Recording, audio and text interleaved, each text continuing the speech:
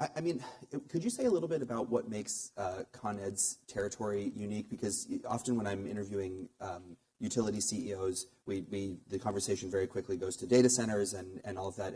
I think your load growth story is a little bit different. I mean, what are you anticipating there? Yeah, it is, Tim. And some are customers, and many or all have been through New York City, sort of enjoying our products. So we serve 4 million electric customers, 1.2 million gas.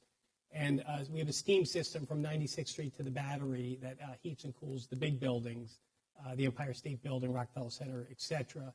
And we deliver really reliably for a reason. We're a vertical city, the New York Stock Exchange, transportation hubs, et cetera. So we've really got to be reliable. We are 9 times more reliable than the national average. And so all of my colleagues, or many, will be talking about data centers as the load growth engine for them. And we'll see some data center growth, but really ours has to do with broad electrification.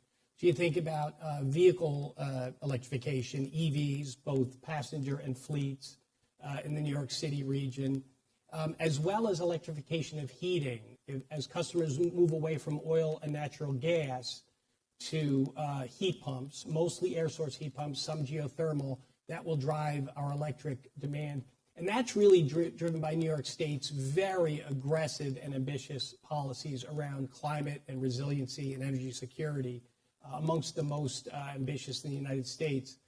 And so we've got to get ready for that and make sure the capacity on our grid is there to serve reliably, as I said earlier. By way of example, when we get a request from a building today, the demand they're asking for is about 20 to 25% more than just 5 years ago. Wow. And that's because they're outfitting their buildings with EV charging infrastructure, sort of thinking ahead. And there's some legislation in New York, first in the city and then the state, that requires new buildings to not connect to fossil fuel and to electrify. So the new buildings are going up with electric heat. And so rather than sort of a gigawatt in a field of data center demand, we're going to see progressive demand spread very evenly across our service territory over a long time, and that will yield really big investment opportunities for our team. Yeah. So what is that? So what does solving for that look like for you? Is that this? You have to build more generation, build more transmission, and I'm wondering, in that process, obviously we're all here talking about tariffs and the trade war. I mean, does that raise costs for you if we see steel and other inputs getting more expensive? What are you anticipating there? Yeah. So on the first part of the question, what do? We plan ahead. We're 200 years as a company. We started out in 1823. Using whale blubber to light lamps on the Lower East Side. So we've come a long way, and we will go a long way from here. Back to whale blubber. Maybe not. Okay. Yeah. We'll see. Yeah, we'll see. Yeah. Dynamic times. Yeah. We're the longest continuously listed stock on the New York Stock Exchange. So we're steady, we're iconic, we're woven into the fabric of New York, and we're really proud to be able to serve that region. So in terms of serving that demand, we plan and build. Right now, for example, we're building 4 substations across the boroughs of Brooklyn and Queens to support the capacity that will be needed as the electrification occurs. If anybody's been in and out of LaGuardia Airport or JFK Airport, a lot of build there and a lot of electrification of baggage handling, the fleet services, the lifts, the Ubers, they're all going to electrify. So we need to build out the capacity now to meet it for the future. You mentioned tariffs. Like many, we are sorting through that. It's very dynamic. We've got an eye on it. A lot of our big equipment we do purchase from abroad. So we source large substation transformers. The substation transformer is about as big as a small house. And we'll bring those mostly from Europe. We buy from Canada and Mexico. We buy a bunch from the United States, but we're beginning to work some sensitivity analysis into our capital investments to understand how much that'll impact. We have an investment plan in front of our regulator where we plan to invest $7 billion a year in infrastructure upgrades and capacity build-out, and we're trying to work in what the tariff impacts might be to that. I mean, do you see those impacts, as an impediment to energy security for the U.S. or kind of power access and affordability? I think the way we have for decades, we're going to have to work through it. It's another constraint for sure that we're going to have to work through. It's not the only constraint the industry's worked through, and we've got a lot of innovative people at Con Edison and across the industry that will help work through that. And it'll spur innovation within the utility industry itself, I think. Yeah, that'll be really interesting to see. And you mentioned investment plan that you have with regulators. Can you say a bit about how this sort of load growth that you're trying to do at the same time as decarbonizing, meeting these climate goals, but what does that mean for your customers' power bills? Should we expect to see those go up, and what are you asking for there? Yeah, so they will go up, and we're in an 11-month process where lots of stakeholders, interveners come in, and we sort of work through what the best balance is with regard to progress on clean, certainly need to be resilient and secure. I mean, it's the financial engine of America and maybe the world in New York. We have to get it right. People's safety and livelihoods depend on us. If you go to the U.S. Open on those really hot days, you're enjoying, the tennis players are sweating. We are behind the scenes working to make sure that happens. So we have to have it right. So it's a balance between transition to clean, reliability without compromise, and safety for our folks. We've always focused on affordability. I would say never more so than now. I'm 37 years in the company right out of college. I'm not unique in our company. Many of us in the leadership roles have come up through the ranks. And we've always focused on it. And I'd say we look at three things. First, being really great stewards of the customer's dollar. So be efficient with the spend. Use data and analytics and technology to take costs out of the business on behalf of the customers. Sort of do more with less. The second is energy efficiency remains and will forever be our best tool. So sort of providing insights and tips to customers on how they can reduce their consumption is good for the environment, sort of the negawatt, you're not making that power independent of its source, and it's good for the customer bill. So we really push energy efficiency. And the third prong that we're particularly focused on in our service territory are folks who are on lower incomes. And as we transition to more resilient grid, more secure grid, a cleaner grid, those folks want it. They are just not in a position to pay for it. And so we've got some tariff structures such that if rates go up, they're tethered to an energy burden of about 6%.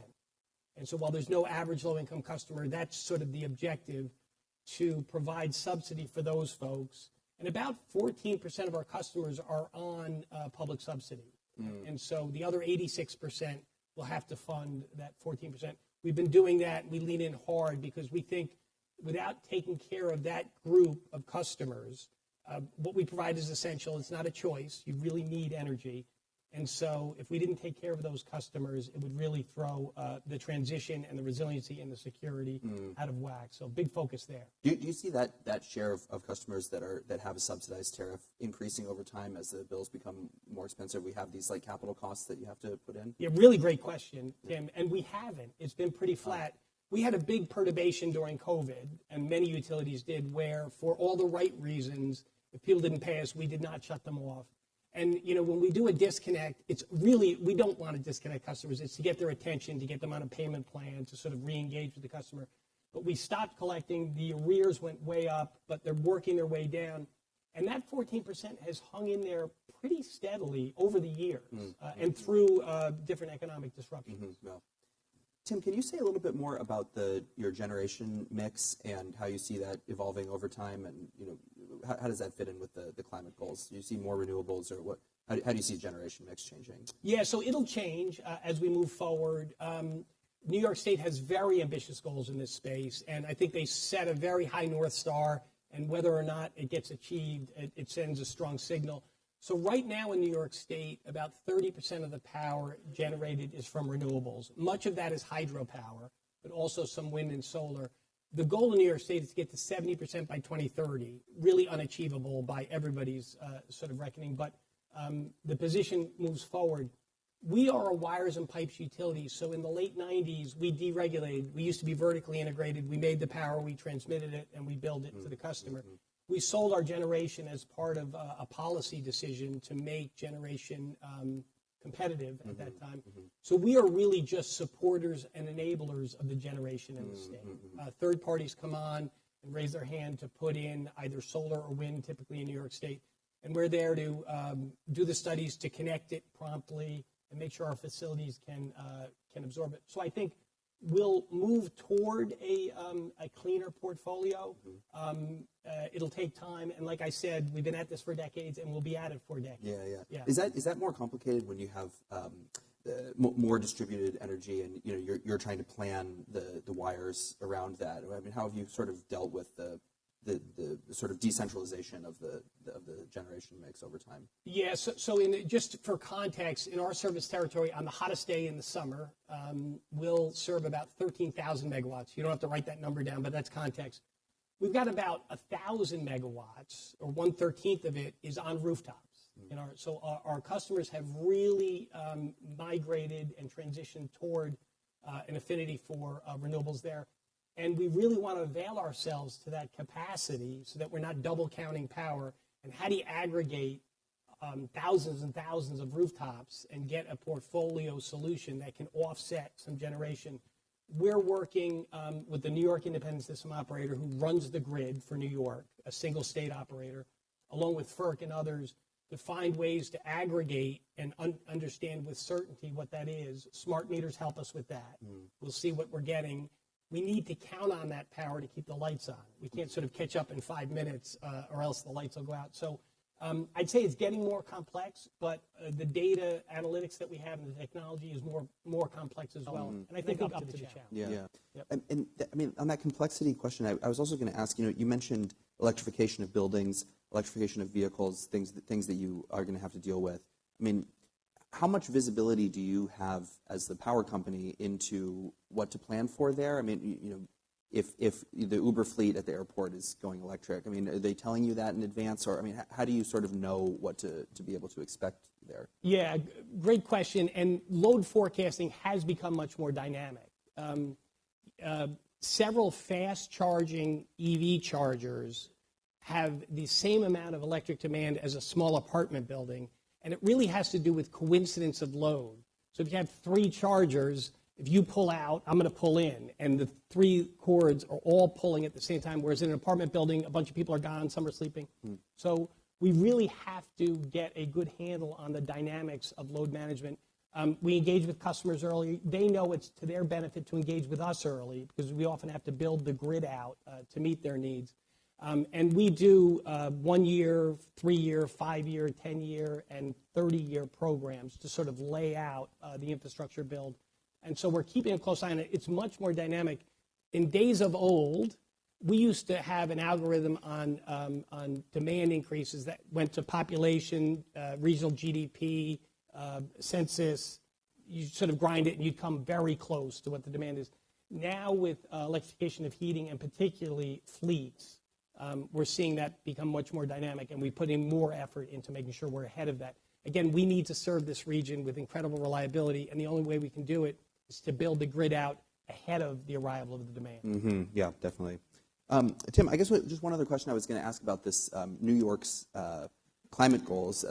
Obviously a very important kind of signal for your business. President Trump had an executive order about a week or two ago on looking at ways to restrict the ability of states to set their own climate goals. I mean, is that something you think the federal government should be doing, or what's your view on how those state climate goals might be affected there? Yeah, and Tim, maybe I'll just comment on what's gotten us to this point. The state has leaned into these policies quite aggressively through elected officials, and I think that's the path it'll be on. They have had the greatest say to date. We'll see what happens. It's a very dynamic time, as you know. But I think we serve New York City and the surrounding region. We are regulated at the state level. We obviously engage with FERC and follow those federal rules. So we'll have to see how that plays out. But there's a lot of both New York City and New York State legislation and policymaking that drives toward a cleaner, more resilient, more secure grid over time. And we think that's what our customers want, frankly. It's all balancing with the cost of this, and that's why we have really good, constructive debate over that.